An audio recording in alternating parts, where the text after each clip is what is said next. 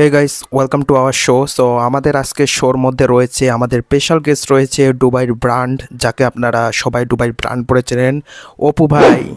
So আজকে আমরা অপু ভাইয়ের ইন্টারভিউ নিব। চলুন শুরু করা যাক আজকের ইন্টারভিউ। অপু ভাই, আপনাকে অসংখ্য ধন্যবাদ। আপনি অনেক ব্যস্ততার মধ্যে দিয়ে আমাদের এই শোতে আসতে পেরেছেন। আপনি তো একটা ভিডিওতে বলছিলেন ওমরান ফায়ার ভাইকে নিয়ে, আপনি অনেক ব্যস্ত মানুষ। সো আপনি ব্যস্ততার মাঝে আসতে পেরেছেন। আপনাদের কাছে আমি কি বলবো, অনেক অনেক অনেক অনেক অনেক আপনাকে ধন্যবাদ। আপনি আমার শোতে আসতে পেরেছেন আর কি। You very much fantastic and mind blowing. I am so proud of you and your show is very intellectual and persuading. আচ্ছা অপু ভাই, এটা কোন দেশের ইংলিশ আমি তো ঠিক বুঝতে পারলাম না। আপনি এই ইংলিশটা বুঝলেন না? আমি তো জানেন, আমি তো দুবাই থেকে আসছি। দুবাইতে এসব ইংলিশ আমার এই যে মিষ্টি কুমড়া, আপনি তো চিনেন মিষ্টি কুমড়া আমার রয়েছে। সো আমি মিষ্টি কুমড়ার কাছ থেকে এগুলো ইংলিশ শিখছি। সো আমায় মিষ্টি কুমড়া বলছে যে ব্র্যান্ড হওয়ার গেলে এসব ইংলিশ খুবই গুরুত্বপূর্ণ। তো যার কারণে আমি তার কাছ থেকে এগুলো শিখছি আর কি।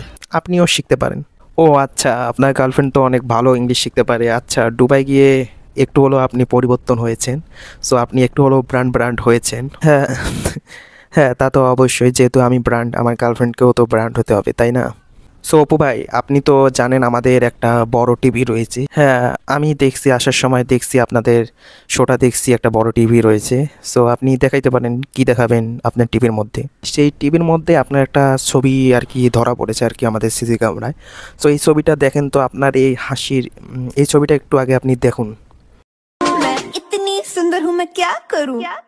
আচ্ছা, এই ছবিটা তো আপনি দেখলেন। এই ছবির মধ্যে দেখতেছেন যে আপনি একটা কত সুন্দর একটা হাসি দিয়েছেন। এই হাসিটার এই দাঁতের রহস্যগুলো কি আপনার? আসলে এই দাঁতের রহস্যটা কি আমি নিজেও জানি না, বুঝছেন? এই দাঁতের রহস্যটা আমি নিজেও জানি না, কারণ আমি দুবাইতে যখন আমি এরকম হাসি দিচ্ছিলাম, তখনই তো আমার মিষ্টি কুমড়া, জানেন, মিষ্টি কুমড়া ফুটে গিয়েছে। এখন এই পর্যন্ত আমি জানতে পারলাম না যে আমার এই এত সুন্দর হাসিটার পিছনে রহস্যটা কি।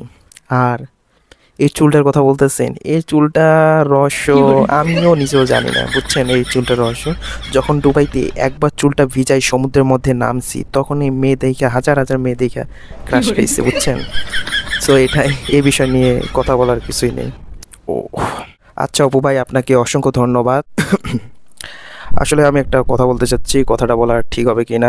আপনি তো জানেন আমি দুবাই থেকে যাচ্ছি সকালবেলা, এখনও নাস্তা করিনি, ঠিক আছে? আপনি যদি একটু নাস্তার ব্যবস্থা করে দিতেন, আজকে কোথাও হোটেলে থেকে কালকে আবার শোটা কন্টিনিউ করতাম।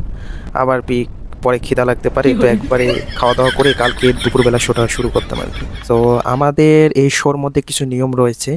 সো এখন তো নাস্তা করার সময়, আমরা নাস্তা করব। সো ভিডিওটা এই পর্যন্ত থাক, আমরা কালকে আবার ভিডিওটা শুরু করব। এখন নাস্তা খেয়ে আপনাকে বিদায় দেওয়া হবে।